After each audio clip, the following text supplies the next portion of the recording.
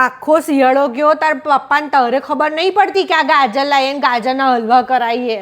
આટલો તડકો આવી ગયો બાપા, આટલી ગરમી પડે તારે આ 2 કિલો ગાજર લાવીને મેલ દીધા છે એમણે. હું કયા ગેસ પર કરવાની દાલ ફ્રાય? એટલે એક કામ કર, એમ માથું મારું ગરમ જ છે, એ મેલી નહીં તઈ રહી જીરાનો વઘાર કર. તો ગરમીમાં છે ને આ વારથી અકરામણ થઈ જાય છે.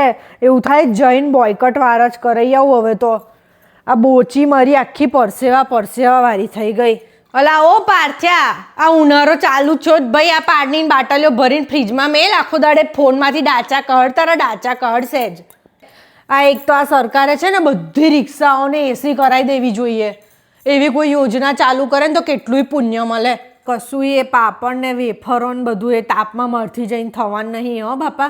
જેને કરવું હોય એ કરે, તૈયાર લઈ આવવાનું બધું. આ વખતે મારે ગરમીમાં સ્વિટ્ઝરલેન્ડ જ જતું રહ્યું. તાર પપ્પાને ના લઈ જવું હોય ને તો મારા ભાઈ જોડ જતી રહું જોન. ઉનાળો આવ્યો નહીં ને તાર ફોઈ આવી જશે હમણાં ટેણિયાઓને લઈને.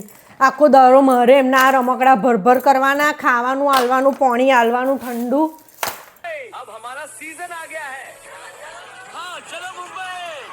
લાય એને પપ્પાને કહું કેરીની સિઝન આવી ગઈ, રીલ મોકલું તો ખબર પડે. કેરી લાવો કેરી. હવે ગીતાબેન ને કચરા બધું પત્યા હોય ને તો આમ આવો હેડો. હવે આ મારિયામાં સ્વેટરો રજો બધું પાછું ચડાવીએ. ઠંડીનું પત્યું બાપા હવે હેડો.